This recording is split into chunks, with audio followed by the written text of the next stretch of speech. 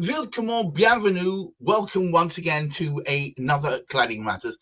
With me are the stalwarts of the Cladding Matters scene, dare I say it, Hamish McLay of Search Convey, Wendy Gibson of the First Time Buyers Club, of course, Steve Day of Building Safety Scheme.org and potentially other interests, and Silas J of WiggyWam. Here we are to talk about all topics to do with builders, cladding, and all the perfidity and ridiculousness in between.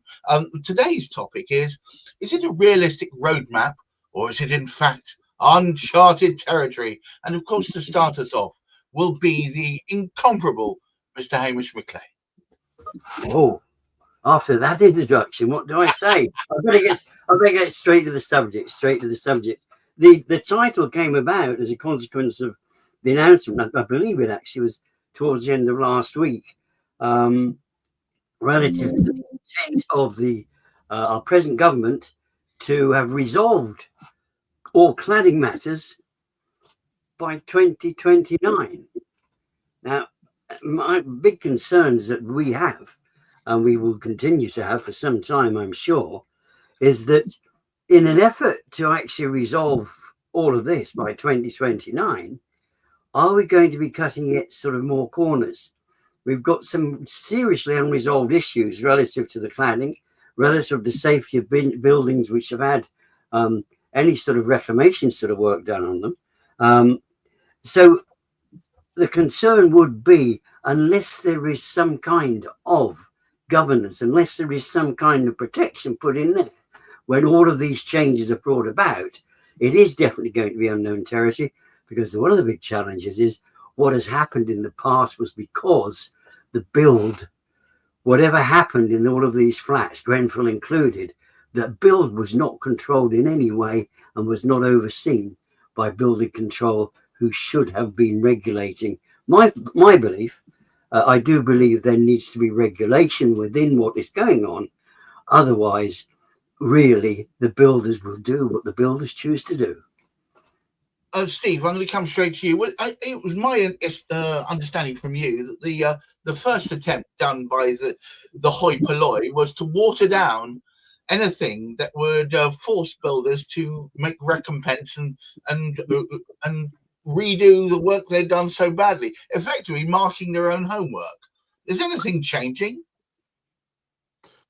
Well, I mean, the ability for a certain amount of work to get done to remediate buildings by a certain date, as we've heard from Hamish, relies on the fact that the work is done.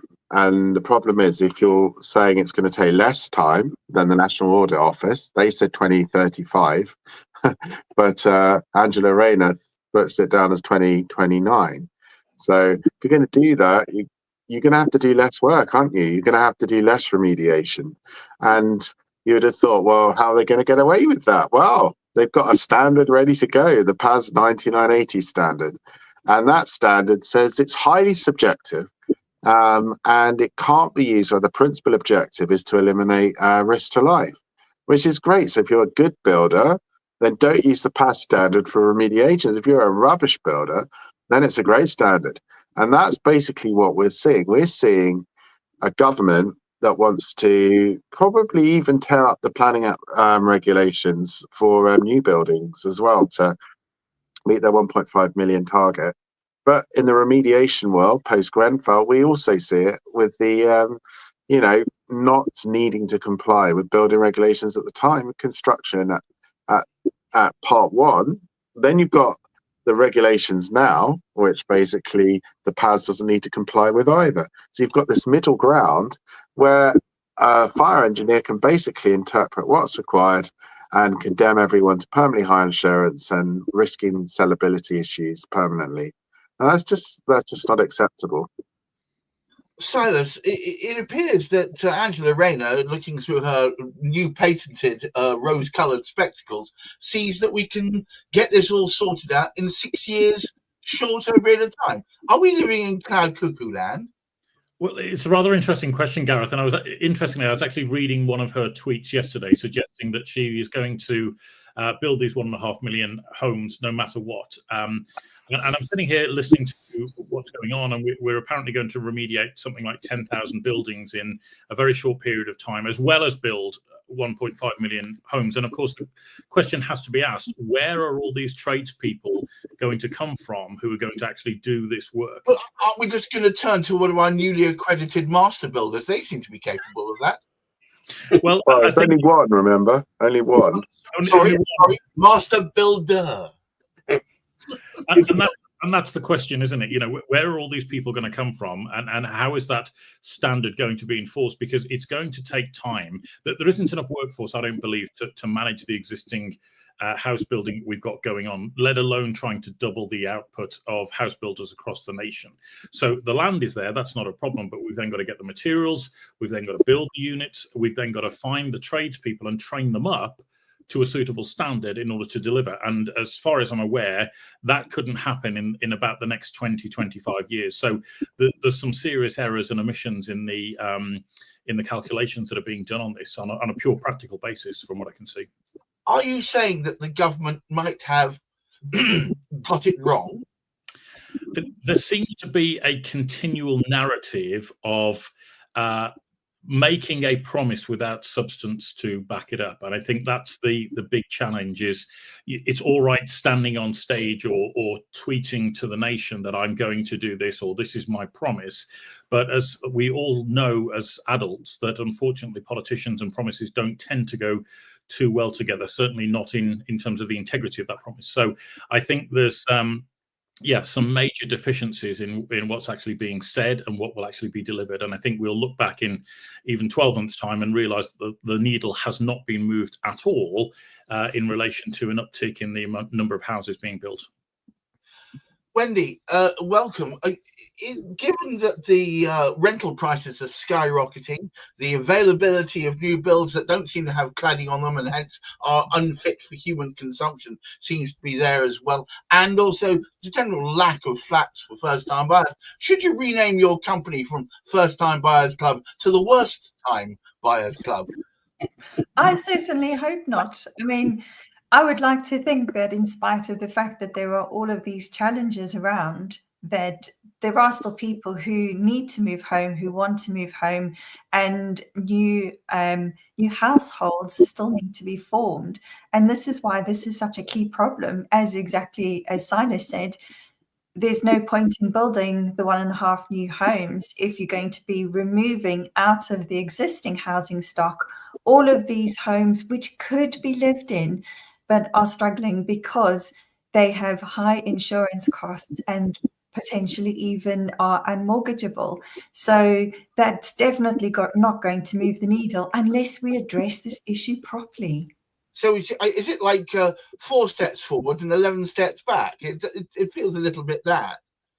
It certainly feels like it. And I think what we've seen with the government is a lot of wishful thinking, but really when you have a look at the meat of the details as to how they're going to execute it, it's clearly evident that it's not possible. Hamish, are we out of one frying pan and into another? It doesn't seem to be that we are fixing one problem without discovering a whole basement full of others. I don't think we ever got out of the frying pan in the first place, to be perfectly honest. I think we're still stuck with, in fact, we're in a far worse position than is realised for a number of reasons. And I should be good at numbers, but I'm not. But I do seem to recollect that somewhere that I read we're something like 30,000 craftsmen short for building anyway within the industry. When we look, what are they going to do now? If you were, whatever the size of the workforce happens to be, they can only do one thing at a time. They cannot remediate buildings and at the same time build new. So that particular sort of aspect, which is just one particular aspect alone, as Silas said, we don't have that skill factor anyway. We do not have a regulatory board that can actually provision or look into the build or the remediation. This has been demonstrated in the past because of the position we're in. We do not have the people there who are going to regulate what is happening in these buildings. something desperate needs to change. There are so many, if you like, so many issues surrounding it. It is not just one particular point, and this is the sad aspect. We're not looking at the whole. We're back to this holistic perspective, which is absolutely vital. You can't look at one thing and say, "Oh, we'll sort the cladding." You've got these other factors to consider at the same time. It does seem to me, Steve, that I shouldn't be telling my grandchildren, wishful thinking if I had some, that they should be going to university. They should be taking up a trade. There seems to be an absolute lack of decent trades out there. Well, it all comes down to the incentive. You know, if you to take your example, you know, if you're new to your career and you want to be a tradesman and you want to work for a builder, it depends what your boss asks you to do, doesn't it? And then it depends what the company that asks the company your boss is in, that you're employed in, wants them to do. And you now have the chain, which is the race to the bottom. And basically a big developer like our master builder will contract out work and will say, fine, this is the work that needs to be done. Who can charge the least? And then if you want the job, you're then compromised from the moment you accept that contract, and then they have to cover themselves and do the best they can, but they won't get any more work unless they keep offering low prices. And that means we have bad installed work. You know, it's not just the materials that may be questionable, it's the installations, and that's because of the fact that the developer isn't liable permanently for all defects caused by them undercutting other developers to build the same sorry tale of flats. And the only way to solve this, as you'll know, my plug, is the building safety scheme from the Earl of Lytton, because it makes these developers permanently liable, so they'll never be able to, they won't want to get a contractor in on the cheap, because they'll end up having to pay another one to do it all again and again and again. Until it's done. For making a stupid observation, surely the master builder, who's been master building all over the place, is unlikely to want to accept these liabilities going forward. Are they going to struggle? I mean, for instance, last estimate from you was there are thousands of similar situations to the one, I'm sorry, that you find yourself in. And if they were to, and dare I say it, our friendly master builder is just the tip of the iceberg. There's so many more that have done worse, if anything. Well, at the end of the day, they already have signed the contract. You know, I mean, the top 50 have, you know, signed a contract to say they'll fix all their buildings over the last 30 years. All we're saying is do the job properly, get the remediations done so people can sell their homes and can be, you know, living in a safe home, because it's questionable how safe these buildings are with these partial remediations. And maybe I've got this wrong, but it seems to me that nothing seems to be moving forward. I mean, how's the remediation going with Artillery Quays? Well, so the news from Royal Artillery Quays is the London Fire Brigade has analysed all the information I've given and also done their own investigation, and have now issued an enforcement notice against the building owner because it's so serious, the fire stairs at Royal Artillery Quays. And they're 16-storey towers, and they just haven't been installed to the regulations at the time of construction. Unlawful, potentially dangerous, and it's taken residents to literally force the fire brigade to issue an enforcement notice. So is this an issue about the fire brigade themselves as well? Yeah. They've been unwilling to actually look beyond the end of their nose. Initially, they were very dismissive. But the thing was, it's very easy to see that the fire stairs are not the right width. They're not in a compartment, which means you need fire doors around access to the lobby where they start. There's lots of very visible and very simple things to check to see if they're compliant, and they're not. And in addition to that, the council condemned it 5 years ago. Their building control department said, well, we don't understand why the private building control, NHBC, signed it off. But then they left it at that. So, you know, it's great that they made the comment, but the people that were at peril or in peril were not really told.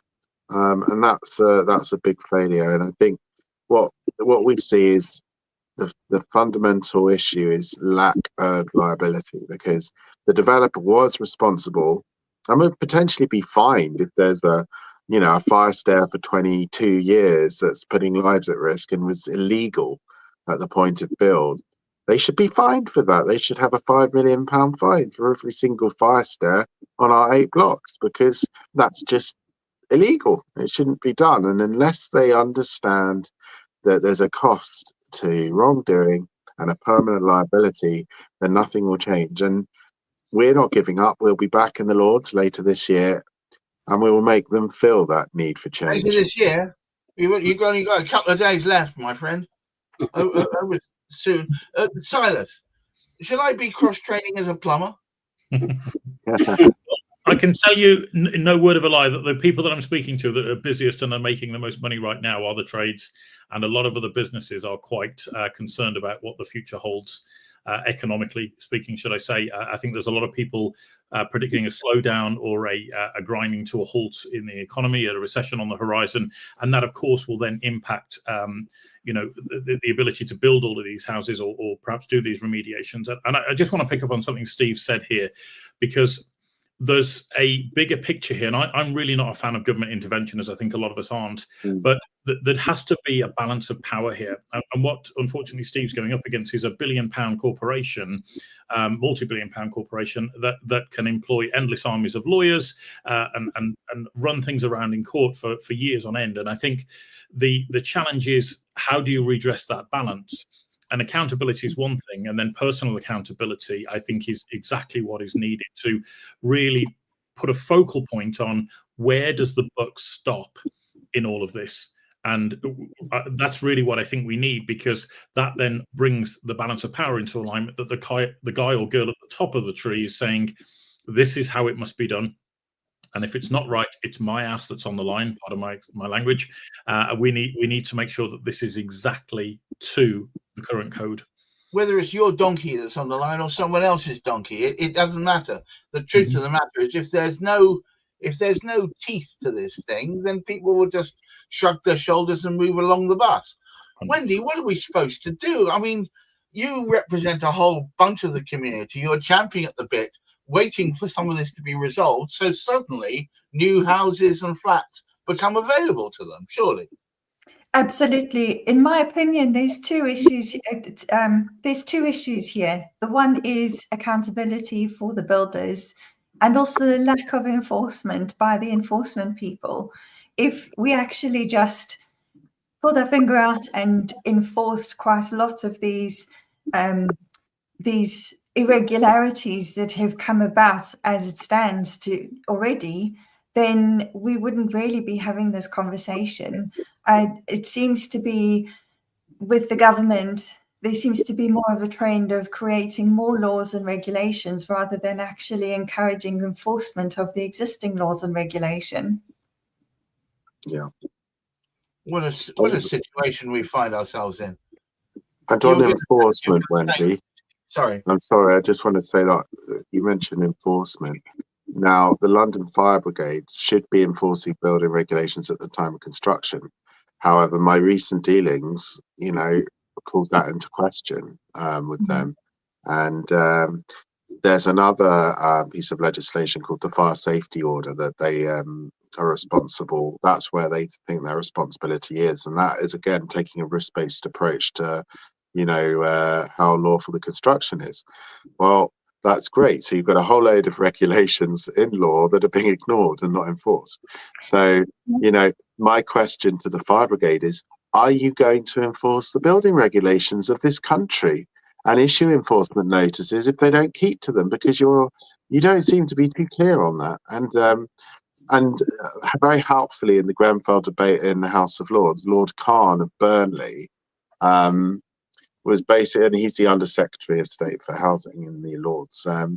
He basically said, for the stay put policy to be reinstated after a remediation, which is obviously a lot safer because you don't have everyone running down the same fire shaft, it needs to comply with both the fire safety order and the building regulations at the time of construction. So he had kind of cleared that up. However, my dealings with the fire brigade would lead me to believe that that isn't necessarily how they view it. So there's a big question, and this is what I've asked the Assistant Commissioner of the London Fire Brigade. Are you responsible for enforcing building regulations or not? And I'm still to receive a reply. Wow. Well, look, as is traditional here, Hamish, would you please take us home? Well, I think we sad reflection, and Wendy actually nailed it down when she actually said that there was too much compromise going on. We need to have a collective way of looking at it and ensuring that the whole thing gets regulated. I remember just after that time, I think we'd had 2 to 3 fires over the same sort of weekend. That's right. And Silas was making the point, because it was published, you could actually see it online as well, on television. Basically, the extremes that these poor these fire brigade people have to actually go to try and protect the individuals in the flat and try and actually protect the fabric of the building, because if the building comes down, it's going to be even more disastrous as well. And when you actually look at that particular type of situation, and the same with the fire brigade haven't been taken into consideration when they put buildings together. I mean, it's bad enough that they don't look after the residents, but when you look after the fact that there's so much, I mean, the health and safety executive, I don't think they're a regulatory body, they don't appear to be. They just sort of stand back and look at it. They need to be getting much, much stronger and enforcing what is actually sort of going on, because it is health, it is safety, and it's economic. It's at the economic position that there is just so much. And 2029, I'd love it to happen. I'd love it to happen. It is unknown territory. You think it's completely wishful thinking? I can't say, can I? I don't know what plans they are afoot to actually sort of carry out remediation in a manner that is making people both safe and economically viable where they're living. Everybody needs somewhere they call home. What I'm hoping is that 2025 will bring greater clarity of thinking, and that perhaps we can firm up a date that we can all believe in, and making sure that there is some teeth with the various governing bodies with this, so that there is some proper regulation, some red lines, some barriers up which we push against at our peril. But I'm going to bring this to a close. Thank you, everybody, for being here. Of course, I'm going to thank Hamish McLay of Search Convey, helped me put this together. Steve Day, the building safety scheme.org, do visit it. And also, please watch out for an excellent video promoting his quest to become a councillor for the Liberal Democrats. Wendy Gibson of the First Time Buyers Club, standing up for the underclass of people who desperately want to become on the ladder, and of course Silas J. Lee's making sure that we all retain our sanity. So once again, thank you all for watching, and even through these times of indecision and slight unrest, try and keep your feet on the ground, keep reaching for the stars, and please do look after your mental health. Have a wonderful weekend, everybody, and hopefully we'll see you for better stars next week. Bye now. There's a tale about some folks with hammers and some nails. They'll polish through the moon, but their word always fails.